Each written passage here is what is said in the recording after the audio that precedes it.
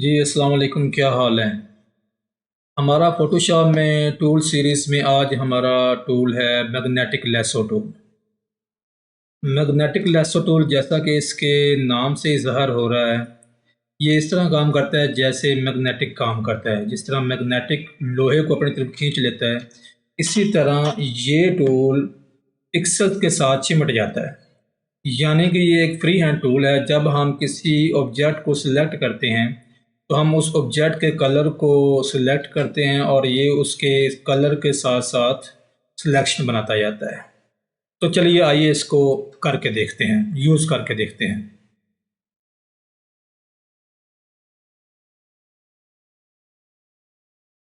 ये मेरे पास एप्पल है और मैं इसको सिलेक्ट करूँगा अपने लेसो टूल के ज़रिए। ये देखिए, मैंने यहाँ से क्लिक किया है। अब ये मेरे ऑब्जेक्ट के साथ साथ खुद ब खुद सिलेक्शन बनाता जा रहा है। मुझे इसके साथ कुछ करने की ज़रूरत नहीं है। मेरा हाथ अगर काम भी जाए तो इसकी सिलेक्शन को ये ख़राब नहीं करेगा। हाँ, आप अगर कहीं पे अपनी मर्ज़ी से सिलेक्शन करना चाह रहे हैं या चेंजिंग करना चाह रहे हैं तो आप क्लिक करके कर सकते हैं।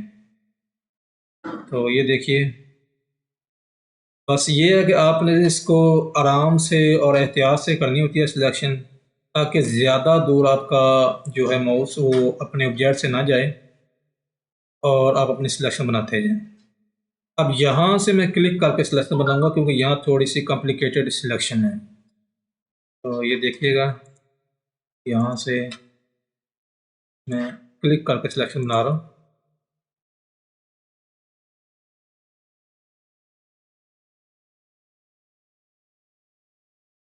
हाँ जी, ये हमारी सिलेक्शन बन गई है। अब मैं इस सिलेक्शन की एक कॉपी बनाऊंगा ताकि हम अपने इस ऑब्जेक्ट को कहीं पे मूव करना चाहें तो मूव कर सकें। तो कंट्रोल जे के साथ हम अपनी किसी भी सिलेक्शन की कॉपी बना सकते हैं। कंट्रोल जे प्रेस किया तो ये हमारी कॉपी बन गई है। और नीचे वाली अगर मैं लेयर को क्लोज करूँगा तो ये देखिए, ये हमारा बैकग्राउंड ट्रांसपेरेंट हो गया है। अब मैं चाहूँ तो अपनी इस इमेज को कहीं भी मूव कर सकता हूँ। तो मैं इस इमेज को यहाँ पर मूव करूँगा। ये मेरे पास एक बैकग्राउंड है तो मैं यहाँ पर इसको लेकर आता हूँ। मूव टूल को सिलेक्ट किया और इस इमेज को सिलेक्ट करके मैं यहाँ ले आया।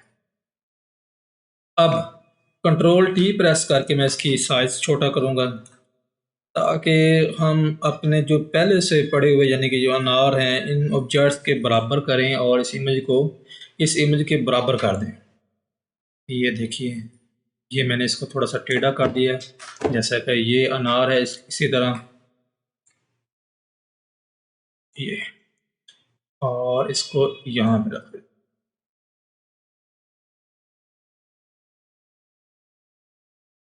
इसका साइज थोड़ा सा और छोटा कर दूंगा ताकि थोड़ी सी एक्चुअल इमेज नजर आए। और ये देखें, अब ये इमेज अभी तक रियल नज़र नहीं आ रही। इसकी वजह ये है कि ये जो इमेजेस हैं इनके साथ ये शैडो नज़र आ रहे हैं और ये ऐसे लग रहा है जैसे इस लाइट में बिल्कुल एडजस्ट हो चुके हैं। तो हम भी इस इमेज को थोड़ा सा इस लाइट में एडजस्ट करने की कोशिश करेंगे। तो उसके लिए मैं सबसे पहले यहाँ एडजस्टमेंट लेयर में जाऊँगा और यहाँ से ह्यू एंड सैचुरेशन की जो लेयर है इसको सिलेक्ट करूँगा और यहाँ पर क्लिक करके मैं ये शेडो वाला कलर सिलेक्ट करूँगा और इसको थोड़ा इस तरह ज़्यादा रेडिश करूँगा ताकि हमारी जो शेडो वाला एरिया है वो ज़्यादा क्लियर हो जाए। और इसको इधर कर मिनिमाइज करते हैं और इसको मैं कर दूँगा क्लिपिंग मास्क।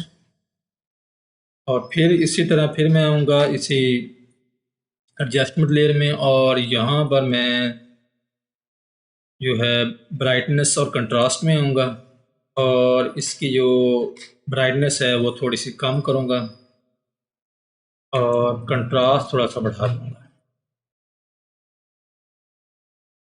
और फिर लेयर्स में आकर इसको क्लिपिंग मास्क कर देंगे।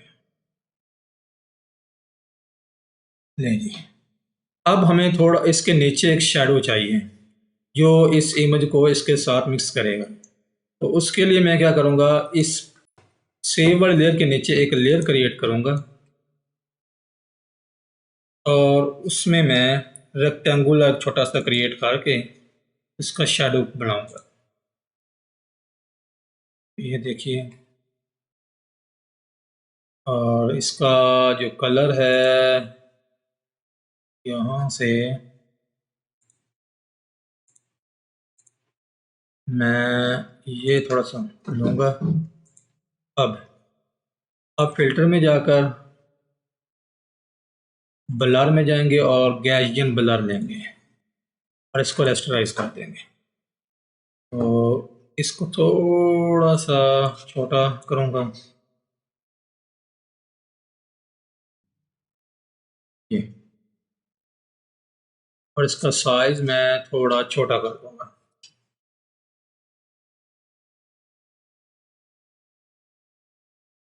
इसकी लोकेशन भी थोड़ी सी चेंज कर रहा हूँ ताकि इसके साथ ही एडजस्ट हो जाए।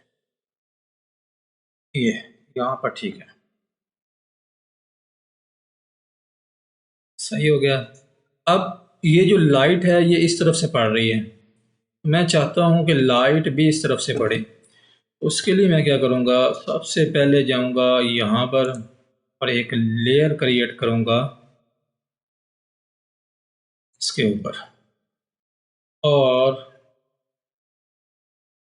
ब्रश लूँगा। इसकी जो हार्डनेस है वो 0 है। शायद अपने शेप के हिसाब से मैं इसको थोड़ा छोटा कर लेता हूँ और इसका कलर आल्ट प्रेस करके ये वाइटनेस वाले लूँगा, यहीं से लूँगा और यहाँ पर इसको सिलेक्ट करेंगे। अब इसको मैं क्या करूँगा, इसको हम करेंगे ओवरले। ये ओवरले हो गया। अब थोड़ा सा हमारा लाइटनेस शो हो रही है। इसके ऊपर मैं एक और लेयर क्रिएट करूँगा और फिर यहीं पर मैं एक और ये क्रिएट किया और इसको कर दूँगा ये वेव लाइट या हार्ड लाइट, वेव लाइट ठीक रहेगा। और यहाँ तक ठीक है, यहाँ तक हमारी एक लाइट सी क्रिएट होगी है, लेकिन ये अच्छा नहीं लग रहा। मैं ये चाह रहा हूँ कि इसकी जो लाइटनेस है वो ज़्यादा हो, ये ठीक है। कलर डॉच या ये लाइनर डॉच ठीक है। इसको हम जो है ना ओपेसिटी इसकी कम कर देते हैं। ये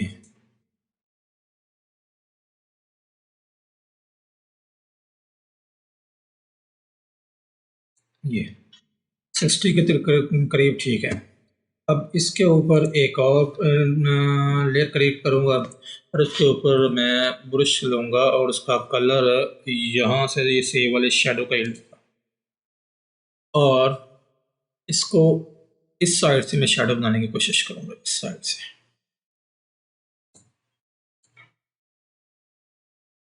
ठीक है, और इसको ले मैं कर दूँगा क्लिपिंग मास्क। अब ये क्योंकि ऊपर वाली लेयर है, हम इसको नीचे लेकर आते हैं और इसको अब करते हैं क्लिपिंग मास्क। लें जी, और इसको कर देते हैं ओवरले। ओवरले नहीं सही, ओवरले डिफरेंस, ये सही है। डिफरेंस को कर लिया हमने और इसकी ओपेसिटी को काफ़ी सारा कम कर दिया। तो ये देखिए, अब ये हमारा काफ़ी हद तक उसके साथ मैच कर गया। अभी भी काफ़ी सारा इस पर काम हो सकता है, लेकिन क्योंकि टाइम की कमी की वजह से ना काफ़ी है। ये लाइट हमारी क्रिएट हो गई और ये हमारा शेडो क्रिएट हो गया। उम्मीद है आज की वीडियो आपको पसंद आई होगी और समझ भी आई होगी। अगर पसंद आई है तो प्लीज़ लाइक करें और शेयर करें अपने दोस्तों के साथ। शुक्रिया।